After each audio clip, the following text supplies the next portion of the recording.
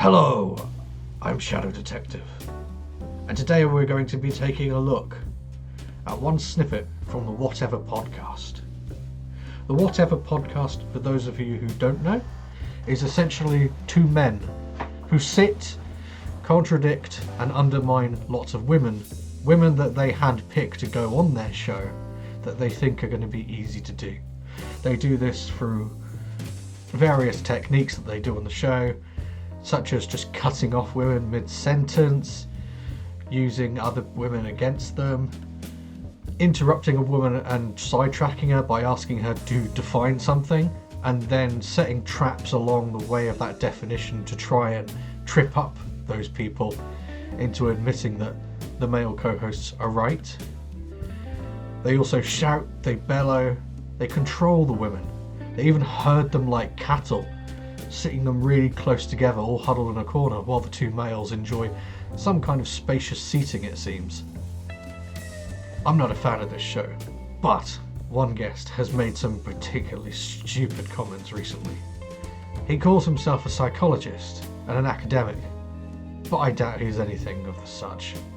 Let's take a look. What do women want? I can speak off the top of my head about a study that's one of my favorites. The researchers first evaluated, which women are very, very attractive. So they gave a bunch of pictures to 1,000 men who all voted on who the 9s and 10s were, who the most attractive women were. Yeah. And the researchers only gave the survey to these very attractive women. And the survey had 40 items on it, which is are you looking for a handsome and sexy man? Are you looking for a wealthy provider? Are you looking for a family-oriented man? Are you looking for somebody who is loyal and committed? There's 40 items.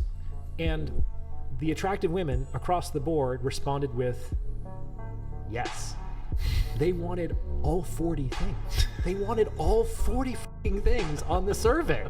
And what's interesting, because the study was called Attractive Women Want It All, you can Google it, but what I found is that less attractive women don't want less. So I managed to find this study he was talking about, and just to be sure that it's exactly the same study he was talking about, I also went onto his YouTube and made sure that I found him linking that exact study to the study I found. And it is indeed the study I found. However, it's nothing like what he purports it to be. Let's go back through that clip and debunk all the myths one by one, shall we? The researchers first evaluated, which women are very, very attractive. So they gave a bunch of pictures to 1,000 men who all voted on who the 9s and 10s were, who the most attractive women were. No, this is completely wrong. 1,000 people were not used for this. This is absolutely ridiculous. The looks are actually based on the subjective remarks by just 2 interviewers that looked at the person, did an interview with them, and then rated them on 3 scales. So it's not 1,000 people who have come to that conclusion, it's just 2. And the researchers only gave the survey to these very attractive women. Okay, so this is a complete lie. What they actually did is give the pictures to 107 women and 107 men. The survey had 40 items on it, which is are you looking for a handsome and sexy man? Are you looking for a wealthy provider? Are you looking for a family-oriented man? Are you looking for somebody who is loyal and committed? There's 40 items. So those 4 things that he just outlined are the 4 indicator criteria of the experiment, except they've been very, very simplified so that an audience can understand them. Within those criteria, there are actually 21 independent criteria. This 40 that he's coming out with, there's no reference of this in the study at all. And the attractive women across the board responded with yes. Yeah, that's rubbish. There was no yes option there. They wanted all 40 things on the survey. I mean, why would you say no? Why would you say no to any of these things? But here's the real clinch. There was no yes/no option on these. Do you want these? Yes. Do you not want these? No. There was no question like that. All the questions were basically done on a scale, to what extent do you want these? And then they were correlated against the attractiveness levels. And what's interesting, because the study was called Attractive Women Want It All, you can Google it. Yeah, I did. What I found is that less attractive women don't want less. You know, actually, if you look in the results and you actually understand the results of that study, you'll note that it does make the case, kind of, that attractive women and less attractive women, as measured through this, two people came up with a bullshit kind of number,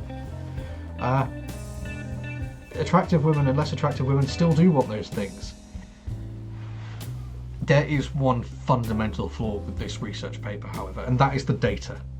Quite honestly, the interpretation of the data to reach the result that has been concluded is very questionable to anyone who understands the maths behind it.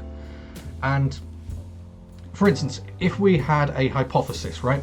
And our hypothesis is that there is a strong correlation that is statistically significant between the level of female attractiveness and the qualities of her male partner. So for instance, the higher level of female attractiveness, the higher her preferences are for choosing a male partner, the more selective she is. If we were to say that, we would be looking in that diagram for a strong positive correlation, and that is something that's about 0.7 and above. Instead, what we see is a series of 0.1s, 0.2s, 0.3s, all which correspond to very weak or weak correlations. This means that you've only got a very weak correlation between the level of attractiveness of the woman and the standard she's putting into a male partner. Now, that isn't really conclusive as of itself. We're not going to be able to draw conclusive results from this data. This data is garbage. And yet they put it into a research paper because if they didn't, they wouldn't be able to secure more funding, they wouldn't be able to make conclusions, and they wouldn't be able to contribute anything. In my opinion, the data is so weak in this paper that it shouldn't have been published at all. And to be honest, channels like whatever, why would they know what to do with this research paper? They only know how to look at the title and basically regurgitate it. However, this psychologist on this program should know better, and telling lies about 1,000 people rated this, that and the other, is just making stuff up on the spot, and it's absolutely ridiculous. To round this all off, let's give you a visualization of how this data might actually look. The podcast and the psychologist want you to believe that when a woman's attractiveness goes up, so too do her standards for a male partner. And that this happens in a straight line, as shown in this graph. However, the truth behind the data in the research paper is more akin to the second graph. It's much more muddled, there are a lot more outliers, and the picture is much less clear. This is what we mean by a weak correlation.